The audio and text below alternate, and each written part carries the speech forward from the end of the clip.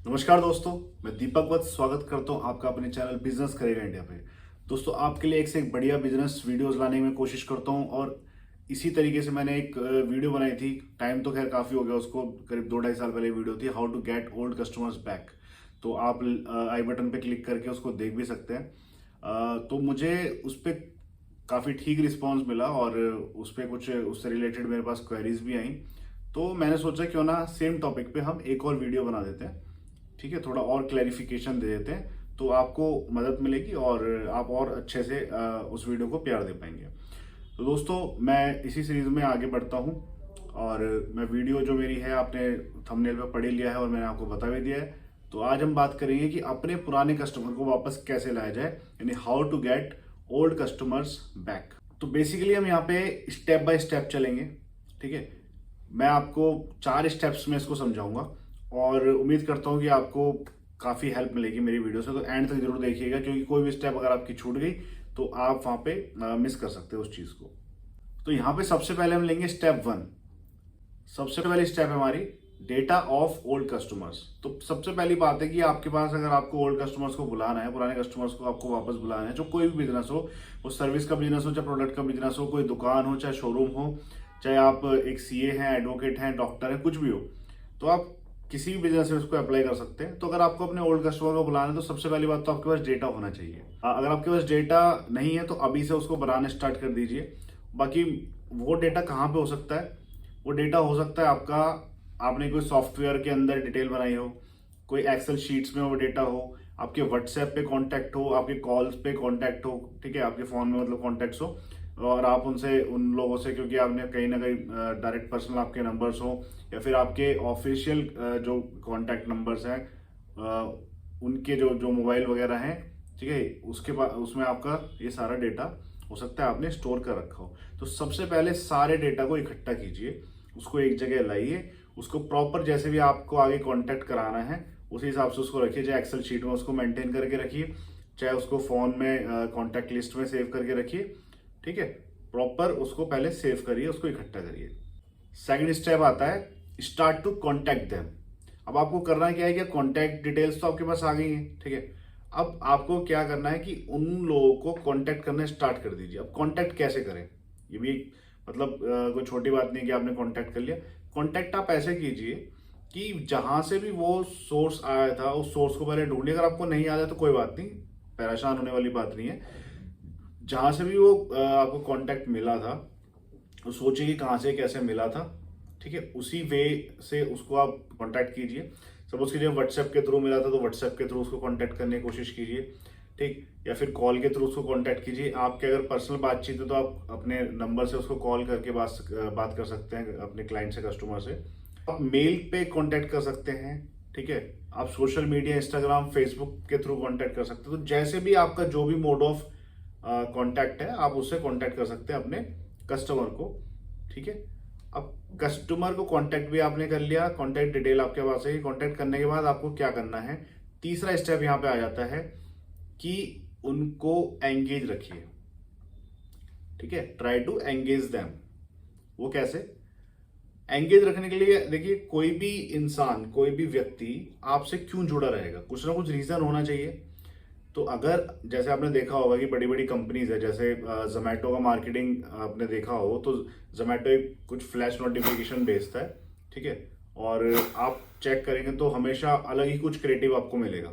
ठीक, तो जैसे जोमेटो का देखिए, या फिर मैं कुछ कंपनीज होती है, जैसे आपने कहीं पे सपोज के पिज्जा ऑर्डर किया तो वहां पर उनकी आपकी डिटेल्स पहुंच गई, वो आपको टाइम टू टाइम ऑफर्स देते रहते हैं। तो आप इस तरीके से क्या कर सकते हैं कि अगर आपके पास उनकी डिटेल्स हैं, अपने कस्टमर की कॉन्टैक्ट डिटेल्स हैं और उनके बारे में कुछ आपके पास डेटा है, यानी उनकी डेट ऑफ बर्थ है, उनकी एनिवर्सरी की आपके पास डिटेल्स है कि उनकी एनिवर्सरी कब होती है, उनके बेटे का बर्थडे की डिटेल्स है, मतलब जो जो आपके पास डिटेल्स हो सकती हैं पॉसिबल, उनको इकट्ठा कीजिए और उनको टाइम टू टाइम मैसेजेस भेजिए, विश कीजिए। ठीक है, एक तो इस तरीके से एंगेज रह सकता है। दूसरा, जो भी फेस्टिवल्स आते हैं कोई ना कोई पोस्ट आप उनको भेज सकते हैं। कोई मोटिवेशनल पोस्ट हो सकती है, कोई गुड मॉर्निंग की पोस्ट हो सकती है, गुड नाइट की पोस्ट हो सकती है। ठीक है, किसी भी तरह की उनके हेल्पफुल कोई भी पोस्ट आप उनको भेज सकते हैं। ठीक, तो उसके लिए आपको बहुत क्रिएटिव डिजाइन्स बनाने पड़ेंगे और उसके लिए आपको पास कहीं ना कहीं स्टाफ भी होना चाहिए।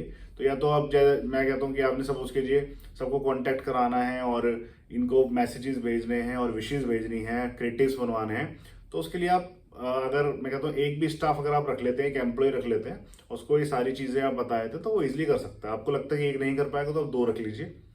तो कहीं ना कहीं क्योंकि ओल्ड कस्टमर्स को भी लाना बहुत जरूरी है। ये नहीं कि खाली आप न्यू कस्टमर्स की सोच रहे हो और ओल्ड कस्टमर जाया जा रहा है, तो ऐसा नहीं, क्योंकि ओल्ड कस्टमर से ही आपको न्यू कस्टमर मिलता है हमेशा। तो इस तरीके से आप उनको आगे रख सकते हैं। और फोर्थ है मेरा स्टेप कि आप उनको अपने ऑफर्स बताइए, क्योंकि अगर आप फर्स्ट स्टेप पे उनको ऑफर बताए थे तो हो सकता है कि वो ध्यान ना देते, लेकिन आपने उनको कांटेक्ट किया, उनसे बात की, उनका हालचाल पूछा, उनको एंगेज रखा अपने पोस्ट के थ्रू, ठीक है, टाइम टू टाइम फेस्टिवल पे आपने उनको विश किया, तो सब चीज़ों से मतलब उनको लगेगा हाँ चलो बंदा कांटेक्ट में है। तो बिजनेस आप उसके बाद फिर बिजनेस की बात कीजिए। आप पहले से बिजनेस की बात करने लग जाएंगे तो वैसे ही मतलब आपको इग्नोर करने लग जाएंगे। तो यहाँ पे आप फोर्थ स्टेप पे आप उनको कुछ ऑफर्स दे सकते हैं, और ऑफर्स भी ऐसे नहीं कि जो जनरल ऑफर है, कुछ एक्सक्लूसिव ऑफर दीजिए। कि सपोज कीजिए कि और कस्टमर्स के लिए तो आपने 25% ऑफ किया हुआ है, बट जो आपके ओल्ड कस्टमर है उनके लिए एक्सक्लूसिव ऑफर निकालिए कि मैं आपको 25 की जगह 40% ऑफ दूंगा या 35% ऑफ दूंगा। तो वहां पे उनको लगेगा कि हमें कुछ वैल्यू मिल रही है, ठीक है, और वो डेफिनेटली एक उम्मीद बनेगी आपको कि वहां जो ओल्ड कस्टमर आपको कांटेक्ट कर सकता है। तो देखिए सबसे बड़ी बात जो इस सारी वीडियो का कंक्लूजन है वो ये निकलता है कि आपको अपने कस्टमर को वैल्यू देनी है। अगर आप अपने कस्टमर को वैल्यू नहीं दे रहे, कोई वैल्यू क्रिएट नहीं हो पा रही है, तो वो क्यों आपसे कांटेक्ट करेगा। अगर सपोज कीजिए कोई चीज आप 100 रुपए की देते हैं, उसको कहीं पे 98 की भी मिल रही है, वो वहां ले लेगा। लेकिन अगर आपने 100 रुपए की देने के साथ और उसको ये सारी चीजें मतलब उसके साथ चल रही हैं, उसको विशेष भी मिल रही हैं, उसको time to time offers, exclusive offers मिल रहे हैं, या कोई आपके शोरूम पे, आपके आउटलेट पे आके या फिर आपसे मिलके उसको एक पर्टिकुलर कुछ वैल्यू क्रिएट हो रही है उसके लिए, तो वो आपसे जुड़ा रहेगा। अदरवाइज वो सिर्फ मैं कह रहा हूँ 100 की जगह 98 भी, 99 भी उसको मिलेगा ना, तो वो कहीं और स्विच कर लेगा। तो कस्टमर को वैल्यू देना बहुत जरूरी है। और देखिए ओल्ड कस्टमर्स और न्यू कस्टमर्स कुछ नहीं होता है, बेसिकली कस्टमर कस्टमर होता है। लेकिन मुझे ओल्ड कस्टमर यहाँ पे क्यों यूज करना पड़ा, क्योंकि हम उन कस्टमर को बुला बैठे हैं और उनको हमें याद करके अपने पास वापस बुलाना है।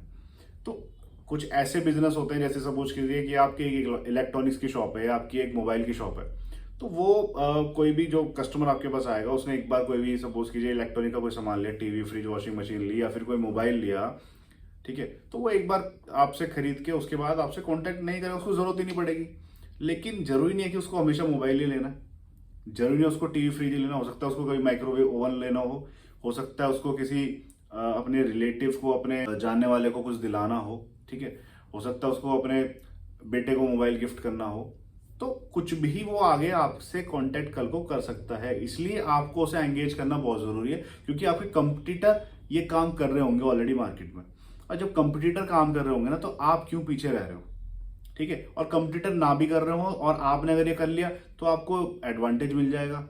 तो दोस्तों अपने कस्टमर्स की वैल्यू करना सीखिए, क्योंकि अगर आपको बिजनेस को बड़ा करना है तो कस्टमर ही एक वन एंड ओनली रीजन है, वन एंड ओनली फैक्टर है जो आपके बिजनेस को बड़ा कर सकता है। अगर आपके पास कस्टमर नहीं होंगे, क्लाइंट्स नहीं होंगे, तो आपका बिजनेस जिंदगी में कभी बड़ा नहीं होगा, क्योंकि जितना नंबर ऑफ कस्टमर्स बड़ा होगा उतना ही आपकी बिजनेस की वैल्यू बढ़ती जाएगी, उतना ही आपका बिजनेस बड़ा होता जाएगा।